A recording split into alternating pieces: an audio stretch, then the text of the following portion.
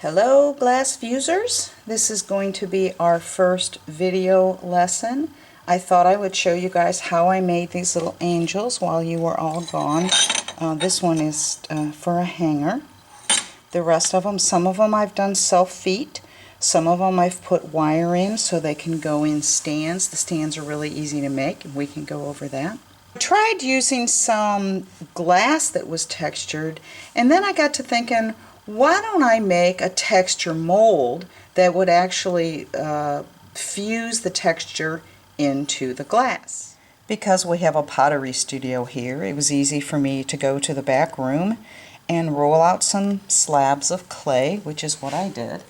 And then I took my angel patterns and I pressed them down into my clay so that I would know where the body is going to be, where the head is going to be. So I pressed the body and the circle for the head into the clay. Then I just took texture rollers and I rolled them right into the clay so that when I made my angels and I laid them down like this, the glass would fire into the texture and it would then come out textured. The reason I wanted the texture mold is I had done some wings that I had textured, but then when I added them into the angels and fused them again, I lost my texture. So wouldn't it be smart if I could fire my angels and get the texture all at one time? So very smart idea, but on my first attempt on my mold, I forgot to leave room for the wire so that they could stand. So here are two molds that I have not used. We're going to use them together. I have room here for the wire, whether I have two pieces of wire for legs or whether I just use one piece of wire. Whichever of these texture molds I decide to use, before I use it, you know that you need to treat your molds either with zip, which is the boron nitride, or you need to put about 10 coats of thin kiln wash on your molds. I like using the boron because you're able to spray on 2 or 3 really thin coats and it doesn't build up like the kiln wash. I'm assuming everyone knows how to apply the boron, but I'm going to go ahead and show you how I do it just in case so there's no questions. I really prefer to spray outside, but it's really windy today and I don't really feel like sucking down a lot of this stuff. So it's important that when you use this, you shake it for a good 60 seconds. You want to hear those marbles moving around in there. And I'm going to spray one direction and then I'm going to turn the mold after it's dry. So I'm going to go one direction like this.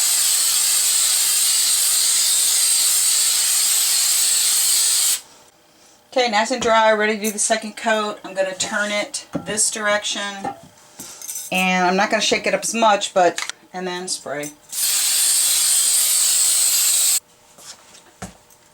I'm going to turn it in the opposite direction. I already shook it up.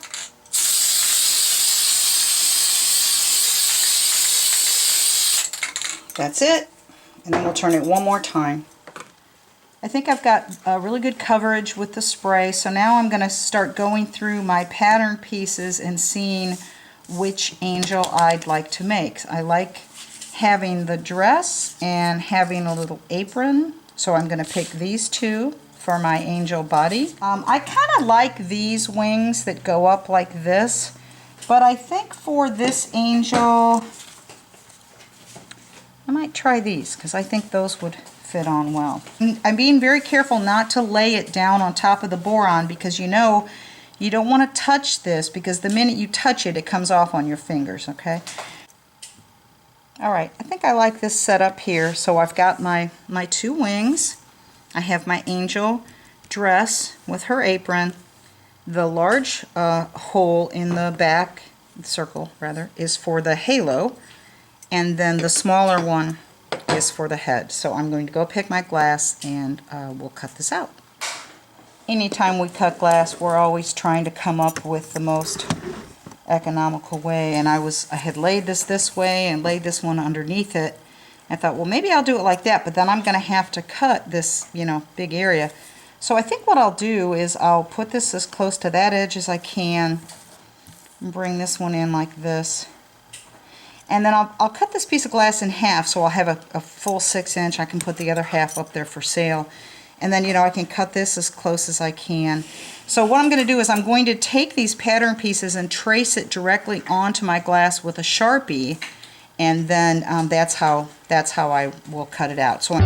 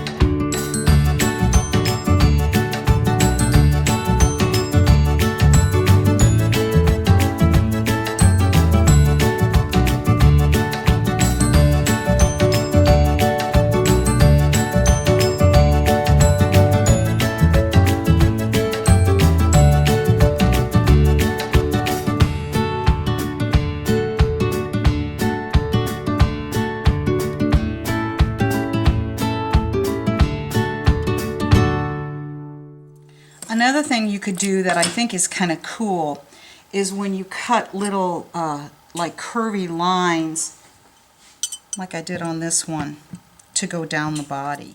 So I've cut this piece of glass the length of the body, roughly. Okay. What I'm going to do is I'm going to do my wavy lines. So you remember when I do my wavy lines, I don't move my hand, I move my body. So I like to stand at the corner of the table, and I'm going to start here. I'm going to start moving my body to the right,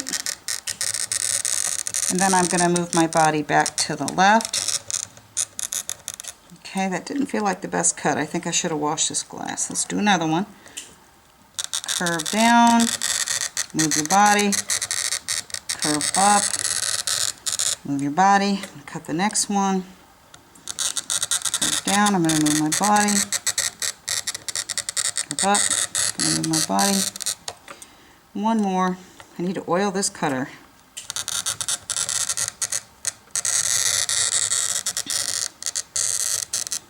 Okay, so I have four, I don't know if you can see, 4 little score lines there. I'm going to take my running pliers, and I'm going to come up and I'm just going to barely give it a squeeze and see if I can hear the little ting. Okay, did you hear that? Now I'm going to turn it over and break it from the other side.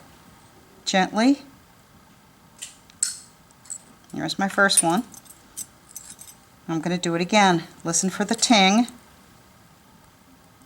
You hear that? That's also my kiln in the background. Very gently. There's the second one. I'm going to go back to where I started. Listen for the ting. Oh, broke that one. No big deal. I can piece that together just like that. Who's going to know? I'm not telling anybody. One more. Listen for the ting. So I kind of have my index finger between here, and it kind of prevents me from pressing too hard, the way I'm holding it. I don't know if you can see that. So gently.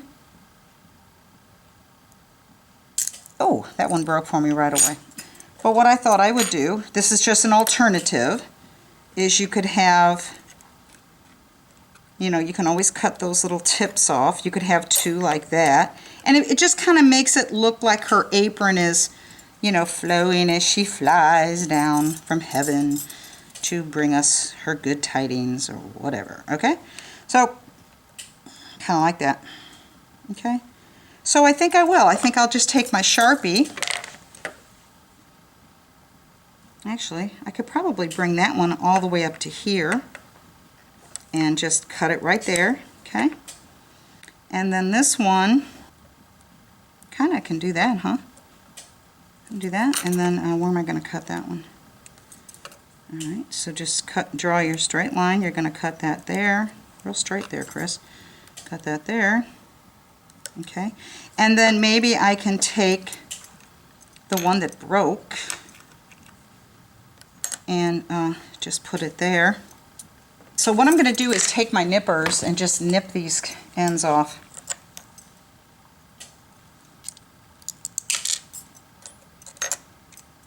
Everybody knows how to use nippers.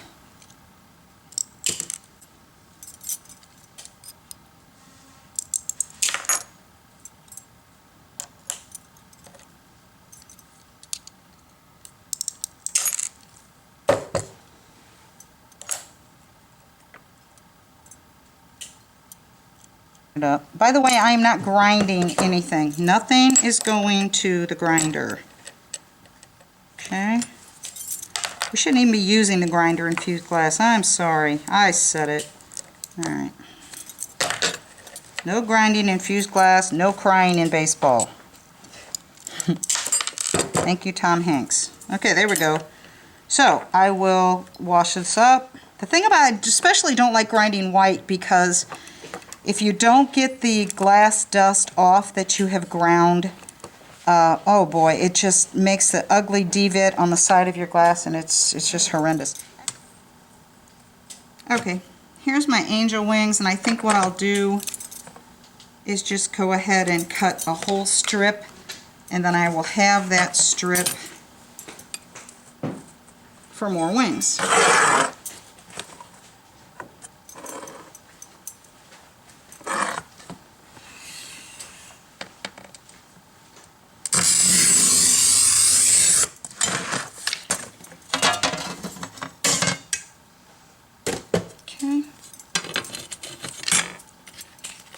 So again, these are kind of like the shoulders, and you want the wings sitting like this by the side of her head. So one goes that way and one goes that way.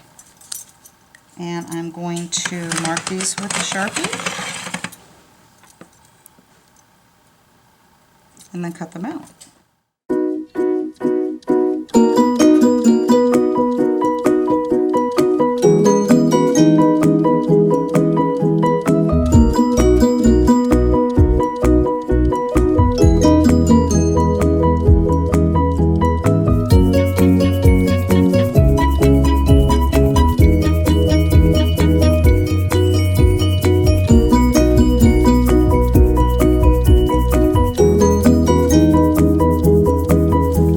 So to do the heads, I'm going to use the 2-inch.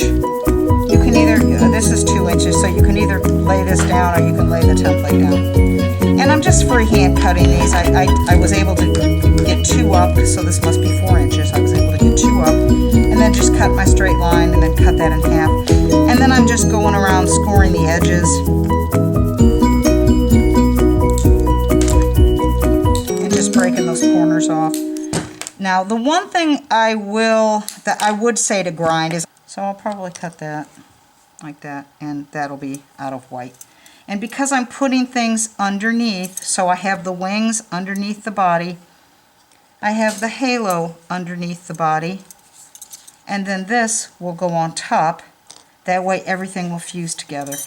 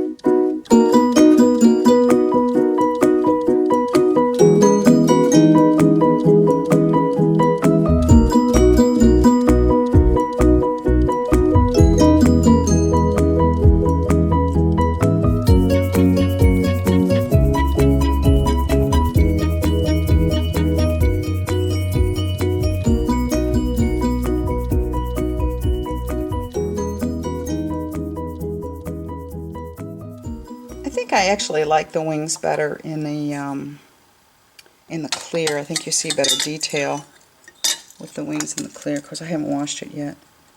But that's pretty much it. That's how you seal in your, fuse in your wire, okay? I haven't washed off the kiln paper yet. And then in the next video, we will make a stand. So there you have it. Hope you enjoyed it. Hope you have fun making angels. And let me know if you want to make some texture molds, and we can work on that together. Okay, thank you for watching.